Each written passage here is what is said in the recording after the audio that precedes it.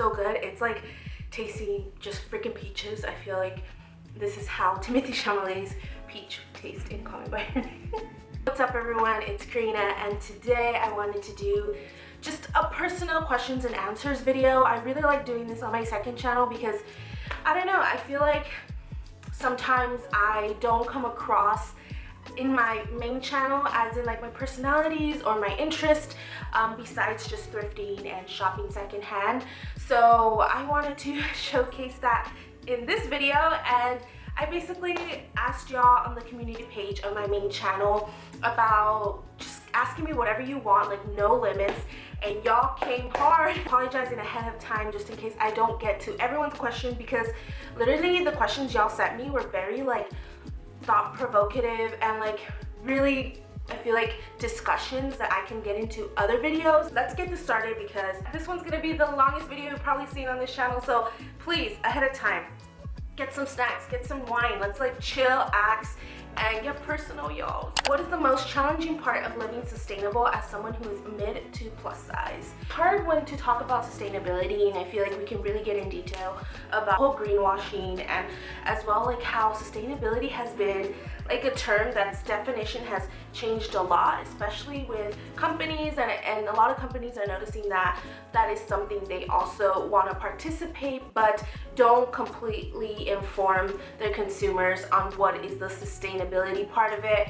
And there's just so many different layers. So for me, I try to call it more slow fashion. Regarding the question of finding it difficult, if we're talking about clothes, it's probably just the affordability aspect, as in like I cannot participate in buying, you know, full sustainable brands. Also unable to, in my mind, unjustify the pricing sometimes, specifically because I do live in a budget. I have to make things the most affordable way that I could, and for me that's just thrifting. So that's why I've enjoyed thrifting and also having both worlds in that sense, where I have access to affordable clothing but also have access to practicing my more sustainable ways, if that makes sense. But still, like, there's so much that so many layers that go into it, and I referenced this video before, but it is the one that I call Why I Feel Guilty Thrifting. I'll leave it on the cards up here, but it really dives down into like my guilt also with thrifting, and like, you know, talking about how other people are affected by it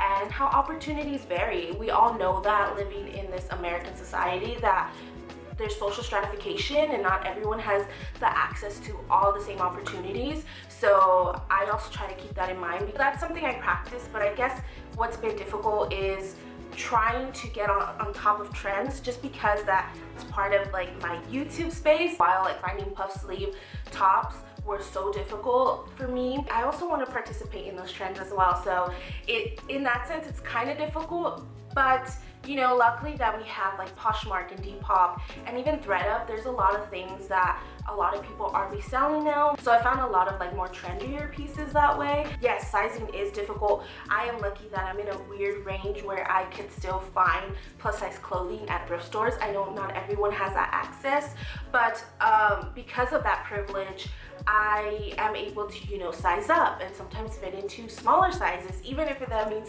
squeezing into them, which, to be honest, as a plus size person throughout my whole life, I have been used to squeezing into clothes for so long because I've always liked fashion and I never was, you know, catered into that whole fashion industry. So it's something that I have been used to for so long that I don't really think about it. That's why a lot of the times y'all might see me wearing really tight-fitting clothing, and sometimes maybe not the most flattering clothing, but if it's something that I've always wanted to wear, like, that's what I'm gonna do, if that makes sense. So that was a long one, so sorry. I gotta take a drink after that. Okay? Like the top asked question, y'all, and this one has always been so hard for me to answer because there's so many different layers that it comes with this question, and honestly it's just also very personal. Like I don't understand, here in the US specifically, American society, we are defined a lot of the times by our work or our career, and I get it, it's something you spend the most time with, it's something that you're like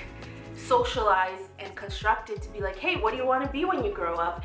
And in the back of my mind that's always there, and it's always hard for me to open up about that because I really feel like it's a very personal question, but also feel like it shouldn't be a defining one. Like, I always think about European countries and how it's a completely opposite, where you ask someone's career and they consider that like rude, I think. YouTube is not my full-time. I don't consider it my full-time in a sense that I don't make enough money to be able to make it a full-time job, if that makes sense. I do put my full-time work effort into YouTube right now. Before Rona happened, I was lifting, mainly lifting and Ubering, and before that I was working an office job that was honestly just so toxic regarding the management. Overall job was good and I really enjoyed it, but the management was horrifying that I had to leave. It was so bad. And then during that time we decided to get Kubrick, so I knew having a puppy was gonna come with new responsibilities, and I didn't feel comfortable leaving him at home for 8 hours, so we made the decision that I could quit my job. And then other circumstances happened with Luigi, and then we were both put in this rough situation where we were both unemployed. We were both lifting different days, different times, taking turns, and I'm also doing YouTube on the side of that. You know, YouTube, I do make income from it. I do get some AdSense, but it's monthly, y'all, and it's literally not enough for someone to survive. So what does help sometimes is those brand sponsorships, but those are so rare, especially because, you know, I want to do things that correlate with me and my channel and like sustainability and all that stuff. So they're very small when I do get sponsorships and, you know, communicating with brands. That's a whole other thing too, because a lot of the times brands don't even want to pay for videos and they just want to send you free stuff. And that's another thing about being an influencer, where you have to kind of speak up and be like, no, like, product is not enough. A video is a lot of effort. It's something that I've been dealing with. But then Louis Scott recently hired, so he is able to get money and he helps pay a lot of the expenses. So a lot of the times that helps me balance whatever I do make off of YouTube. I also think that I should say that I am a full-time content creator, because I do practice that, but part of me doesn't want to do that because I feel like it's a grand opportunity when you can also financially support yourself with content creation, and at the moment I can't. Where do you see yourself 5 years from now? Still in LA, kids, marriage, still on YouTube? I always feel like this question is so hard when they're like asking you at a freaking job interview, like, bitch, well, hopefully I'm employed with y'all for the next 5 years and I'm a freaking head manager of something. Difficult for me to see in the future. It's because I'm a type of person who just loves to live in the moment, and I do like have this flow to life. A goal of mine would be, yeah, I would love to make YouTube a full-time job financially. I also want to do more, create a documentary, and I have also been writing a screenplay for the past year, so I'm just trying to dive into different things. My own television series that I've also started writing for a while now. It's in the context of kind of like Insecure mixed with girls, but we're talking about like Latinas in LA, not like Vida. I watch Vida, nothing like that. Something along those lines is my overall goal, is to be working in production and creating my own series and documentary film. Hopefully I can be in the process of that in the next 5 years. Not sure about kids. I think I would be like around 32 or 33 in 5 years, so I don't know if I'm on the cusp for kids, so I might have one. I'm just not ready because I feel like I'm not ready in my career, and I'm also like worried about the timing, but also like, you know, age, like it becomes harder to get pregnant. So that's another thing that I have been struggling with, because I don't know. And what if I'm not fertile? That's another thing too. Next question is, hi Karina, I see you post some beautiful pictures of lingerie. Was wondering how you stay confident in the bedroom.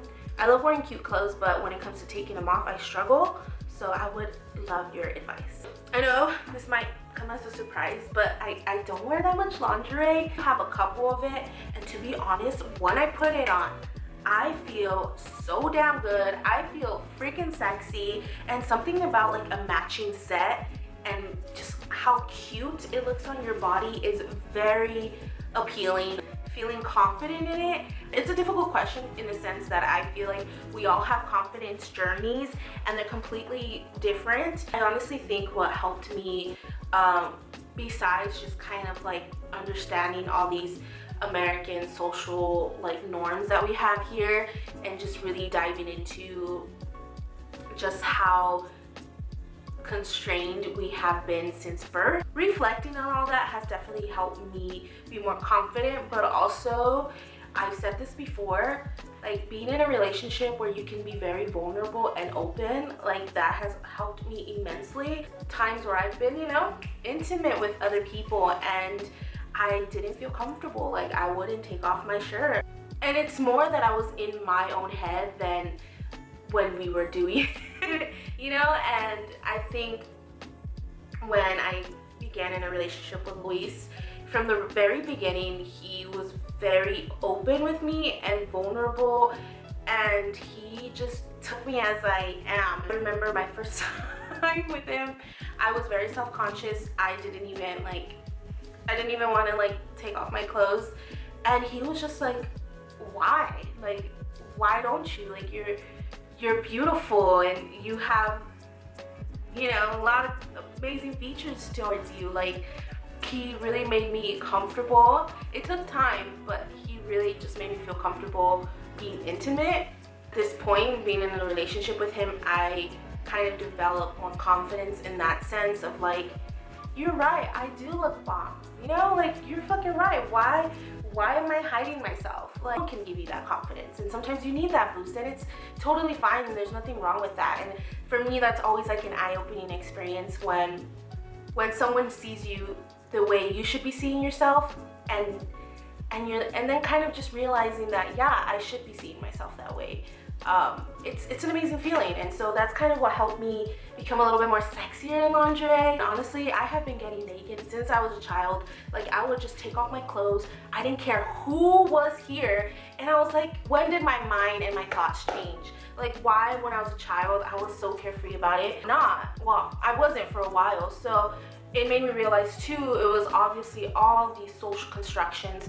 When growing up, you're socialized into a certain way to think, a certain way to act, certain behaviors. When you get older, I think you kind of have to learn how to deconstruct that.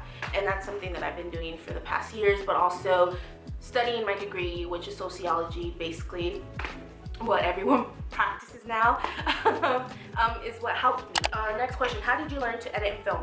I taught myself. Like, a lot of hobbies that I'm interested in, I always teach myself, and sometimes like my passion really supersedes what I want to do. So like, I'll be at home teaching myself how to freaking do it, figure it out, because I want to make it happen. I wanted to gain experience in the sense that because I wanted to do something in filmmaking, so I knew like my community college gave me a little bit of that aspect, but I was doing YouTube already when I was in community college, so I kind of just taught myself like, when I watch movies, what certain shots that I like to see. I'll give an example. Like, we all know Wes Anderson filmmaking, it's very structured and controlled, and he does a lot of parallel lines, and so you automatically know his aesthetic. And yeah, there's a lot of different filmmakers. You just watch, see what you like, experiment with your camera or your phone, and that's kind of how you kind of learn how to film. And regarding editing, that was a whole new system that I had to figure it out. But it's the same thing, it's just always playing with it. Since last year, like, I didn't have Final Cut and I was working on iMovie forever, and I taught myself to a point where I had to create all these little cheat sheets so that I could create like the effects that I wanted, because iMovie in a sense does limit you in the things that you could create. It's a good beginner software, but at the end of the day, like, there was so much more things I wanted to do with my videos that I couldn't with iMovie. There's so many videos out there. Thank God for YouTube, because you can honestly teach yourself with so many things, and that's kind of like how I taught myself too before I started making videos of fashion or school related. I was learning how to play the piano because that's something that I've always wanted to do, and so I taught myself in the sense that I would hear the song and try to find it on the keys, but at one point that became a little too difficult, so I went onto YouTube and searched, how do you play blah blah blah, what are the chords for this and this, and that basically is how I taught myself how to learn how to play piano. And then eventually I got training for it because that was something that I was passionate about, and yeah, didn't go far because I'm a little bitch, and that's something that I always regret, but I still have it. I still want to continue to learn because it is literally one of my favorite things. When did you start being body positive, and how did you get to the point of accepting yourself? Does clothes and looking put together help you make that transition?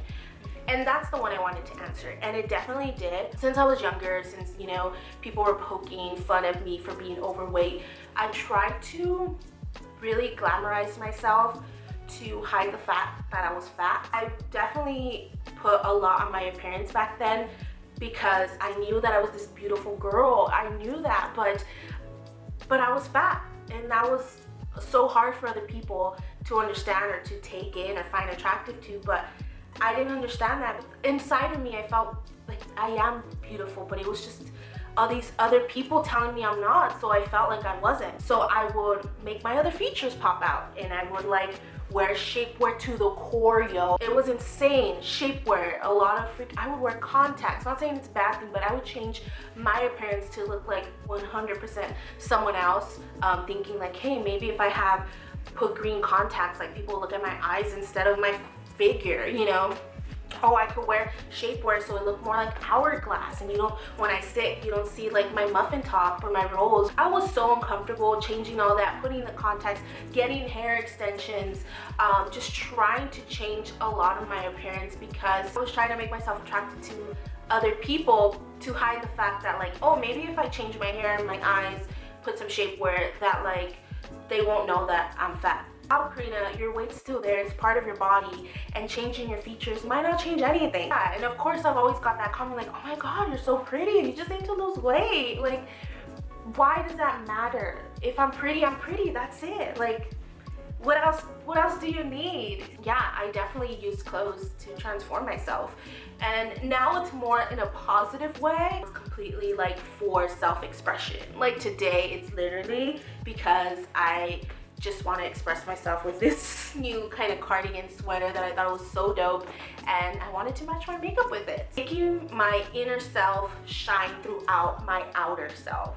Would you and your boyfriend ever consider the polyamorous things? Me and Luigi talked about having an open relationship because we've been with each other for like so long, but like I never think we would ever do polyamorous, but maybe an open relationship wouldn't be that hard. But then again, I'm not sure because we're really open with each other, but then at the same time, like, I don't know how we'll react, y'all, you know?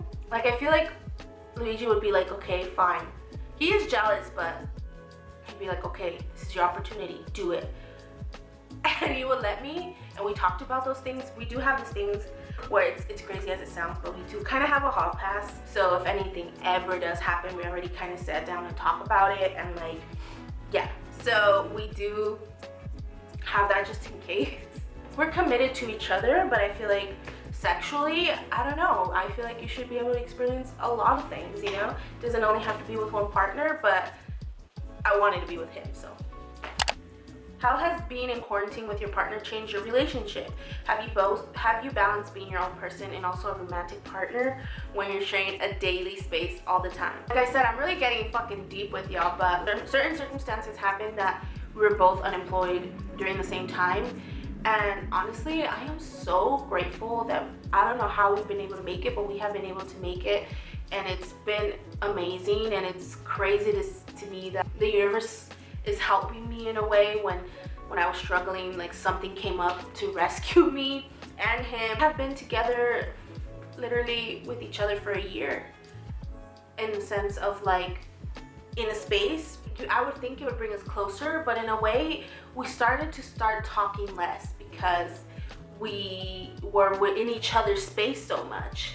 So like we would instead just watch TV or be on our phones. Like the interaction was less compared to how it was when he was working, and like that was an intriguing thing to see, because I would assume that us having both a lot of time, that we would spend more time together, which we did. But I felt like a lot of the times it was very like on our phones. Like, we're spending time together, but we're both on our own phones, or I'm on my computer editing and he's on a video game or something, you know. Because of that, maybe we haven't been able to balance our personal time separate. It's been tough, but because our circumstances finally changed, it's even harder now for me. Like, I've been so codependent on Luis, and I'm not that type of person, y'all. I'm a very independent person, so I realized like this whole time that we were together how dependent I was on him. I just loved having that security, and he's that for me. And so not having that quality time anymore is really hard for me based on my love language. Number one is acts of service, and my second one is quality time. So it's really hard because I don't have both, I guess. In a sense, we definitely had to balance our own personal time. It's really important to balance spending time for yourself and also spending time together. I think you need your individualized time to reflect and to do what you want to do. Regarding lack of motivation, that is something I'm struggling right now. Like literally today, I had no motivation and I was just like, you know what, I'm gonna do a Q&A, drink, and I don't know what I'm gonna do after. And I think sometimes it's okay to have that lack of motivation. Maybe that's what you need, is to literally just sit down, not have motivation for that day, and maybe that's like your brain or your body telling you like, hey, relax. I think sometimes in a weird way that's how our body is trying to tell us that, bitch, you need to chill, like take a chill pill, spend some time for yourself, self-care it up. So that's what I'm doing today for myself. Okay, y'all, I think I'm gonna end it there because I know this video was so long. Let me know what other videos like you like to see in this channel. Like for instance, do you want to see the like in-depth film and editing thing? Maybe not, I don't know. Let me know about what you think about vlogs. I've been like watching Joanne Spicer's vlogs, like her main channel vlogs. Well, I think she only has a main channel, but I'm like so intrigued. Like I want to do that. Like I feel like I miss my weekly vlogs that I used to do like back in the day. So I'm like, should I be doing that? But then I'm like, girl, just wait. Vlogmas is not that far away, and maybe I can do like weekly vlogs during Vlogmas. That is all for me. Thank you so much for watching, and I will see you soon with a new video on this channel. Just need to know what y'all want to see so I can keep producing content on here because I love it. It's something completely different than what you see on my main channel. So, all right, peace, y'all.